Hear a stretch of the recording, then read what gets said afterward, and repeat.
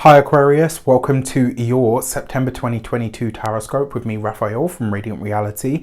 It's an absolute pleasure to have you. Thank you so much for being here. Thank you so much for joining me. Quick note, my readings are for your sun, moon and ascendant signs. So whether you're a sun, moon or rising sign Aquarius, this is for you. And I always advise that you watch all three to get a clearer, more complete picture of how they're going to speak to you. With that said, remember they are general readings. Not everything's going to resonate with everybody, and that is just fine. You should always use your own discernment. Before we start, as always, I would like to bless my decks of cards with all forms of love, light, peace, prosperity and abundance. And I pray that the messages that come through are ultimately clear and concise. They help you on your path to your highest vibrational good. So for your actions and interactions with the world at large over the course of September, can you believe it, of 2022, this month you get... All right, you got the High Priestess. So, my dear Aquarians, the High Priestess is hidden things revealed, but it's also your own intuition is going to be very powerful this month. There will probably be, potentially for some of you, this could be prophetic dreams if you're that way inclined, or you have the... And we all have the ability. It's, you know, if you've taken any of my courses, you all know I always talk about this. Everybody is psychic, everybody is gifted to some degree, it's just levels of aptitude. We can all run, providing we have the faculties or even the technology these days. Not all of us are Usain Bolt, not all of us are Mo Farah. You know, we can all do that thing. How well we can do it comes down to training, genetics, our predispositions, all of that kind of stuff goes into how much ability you have. Aquarius as a sign is prone to flashes of genius and brilliance and instant downloads of messages and that precognitive kind of energy. Uranus is a very psychic kind of energy, it really is. And that is the modern ruler of Aquarius, right? And Aquarius has a sign ruling electricity and all of that stuff. We're very intuitive beings, we are. This suggests to me that your intuition, your psychic awareness and ability is going to be heightened this month. It could also mean that you are a little bit more sensitive than usual, so keep that in mind. For your for your actions and interactions with the world at large, a lot of what you're doing this month looks to be behind the scenes sort of stuff. This is formulating the plans, checking the plans, getting things ready, getting things where they need to be. This is you really paying attention to a lot of what is happening behind the scenes, and it is you working in that space. All right, the other thing with this being like hidden things revealed, it might be that this is a month where you're divulging certain information. Maybe you're sharing something that you've never shared before. Yeah. For your communications and conversations, you've got the Three of Cups. I don't know why, but as soon as I pulled that card and I looked at it, the first thing that I heard was fraternizing with the enemy. For some of you, this could be a reunion with an old friend, an old partner, maybe somebody that you've had a challenge with in the past. And it could be that maybe you develop a friendship, maybe you can bury the hatchet, and it's like maybe one of you or both of you don't want anyone to know, because then, you know, loads of people can say, well, you know, you remember when this happened, da, da, da, da. I kind of also feel that this might be maybe not necessarily just fraternizing with the enemy. Maybe some of you are dating someone or seeing somebody that has an element of taboo with it. Maybe there's an age gap. Maybe it's that you guys were friends once upon a time. It might also be, one way that this could show up actually, is that you are communicating with or working with someone behind the scenes, but you don't want anyone to know about it. It could be for some of you that you're working with somebody that forces you to sign a non-disclosure agreement. So maybe you are... yeah, you know, maybe that actually might be it. Maybe you're doing something that you're really excited about, that you love, but you're not able to talk about it just yet. That is very much a possibility. The Three of Cups suggests that communications in all across the board though, they'll be easy, they'll be fun. There's a lot of platonic energy here. For your heart and half sector, you have the Queen of Cups. So a water sign woman could feature for you in some way, shape or form. I will say that this could be a lot of conversations with your mother, you know, on the familial sort of ties here. It could also be as well that an Aquarius, really Raph, a Pisces, Cancer or Scorpio person could feature for you. So if you're single, it could be a water sign that you connect with this month, which it's not unheard of. It is slightly more, I would say that's a bit more taboo.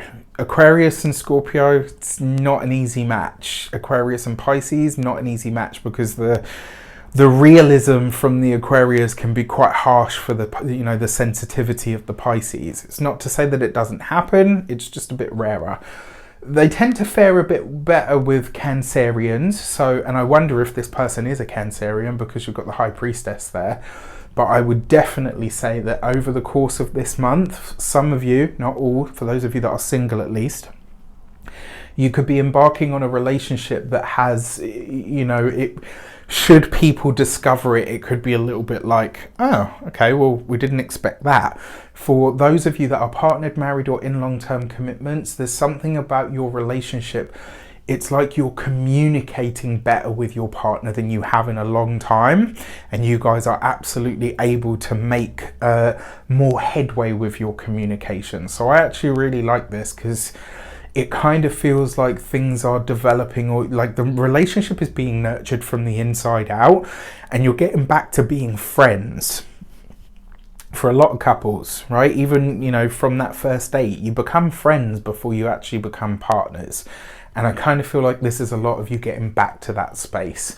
And then for your money and materials, you've got the Four of Wands. This looks like a great month for finances. For some of you, this could be a month where you are celebrating something. Some of you could be celebrating a pregnancy. For some of you, you could be celebrating a project of yours coming good that you've been working on behind the scenes. When it comes to your resources, they are absolutely growing. They are absolutely blossoming here. This is really, in a lot of ways, this is a month where you establish the foundations of your finances. For your weeks of the month, what's going on for you guys? You have, ooh, okay, that one seems to want out.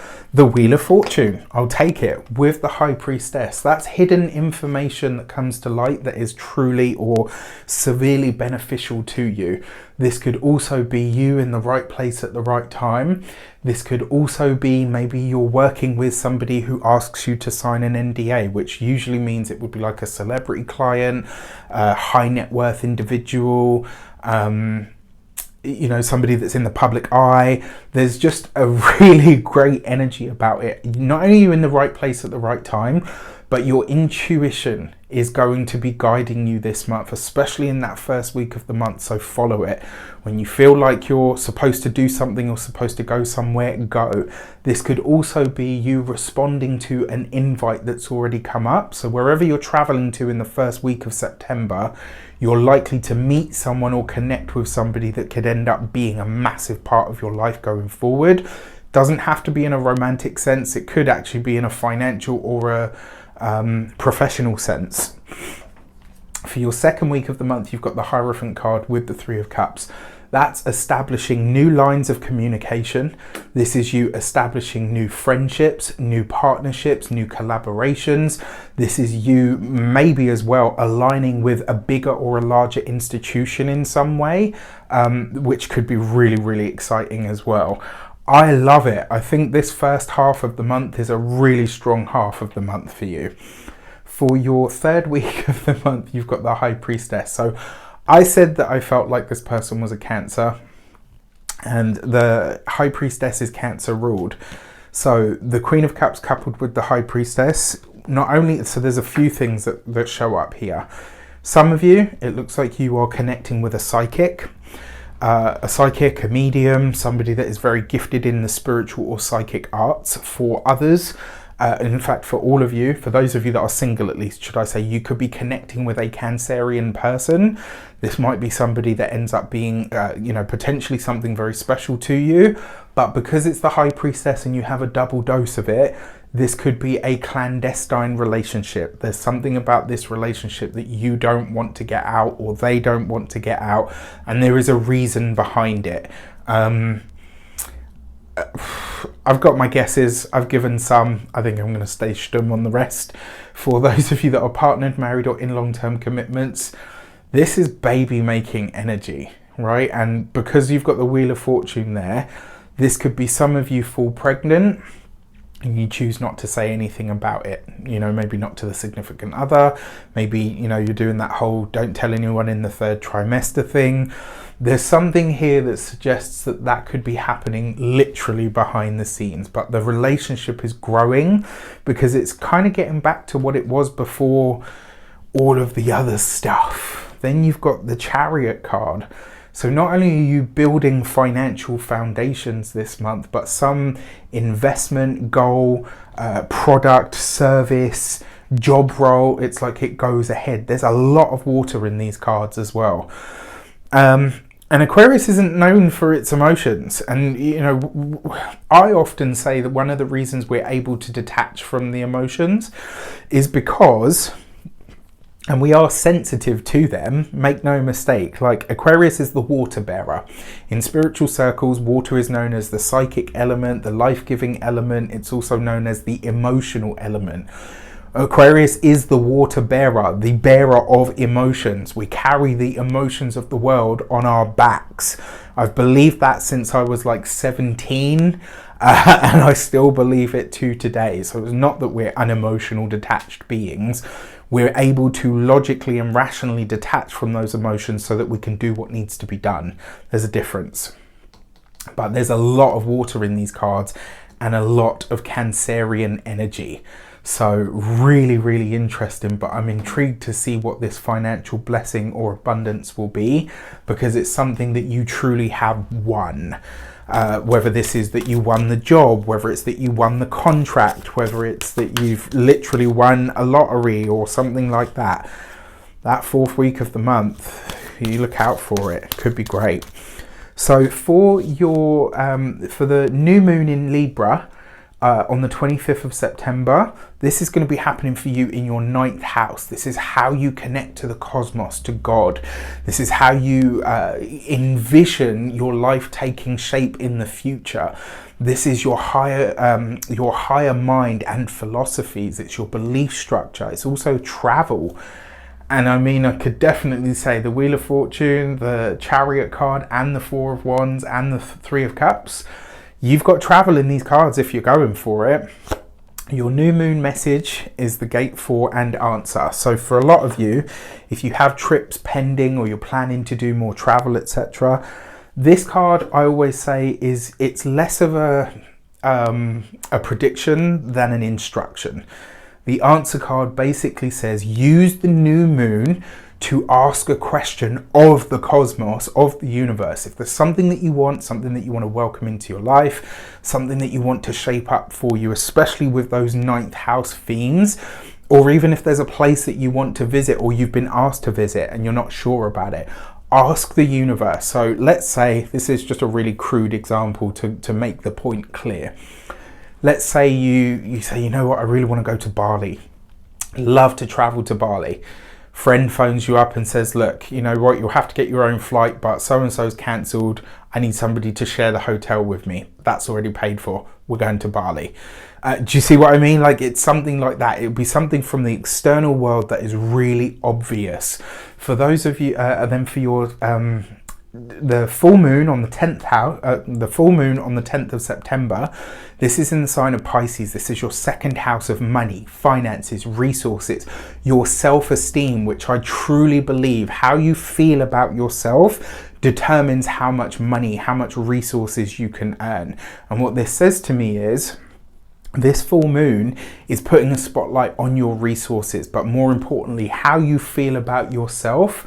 And therefore it's going to show you why your earning income is so low, or if it's really sky high.